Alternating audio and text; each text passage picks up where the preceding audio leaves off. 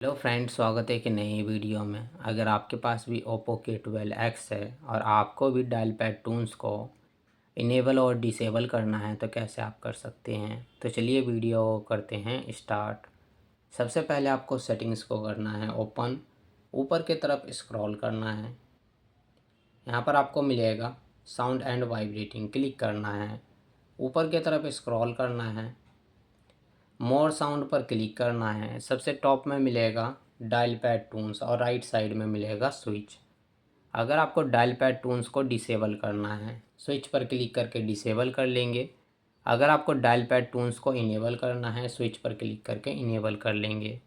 इसी तरह से आप lock screen sound, screenshot sound, delete sound, touch sound को भी इनेबल और डिसेबल कर सकते हैं।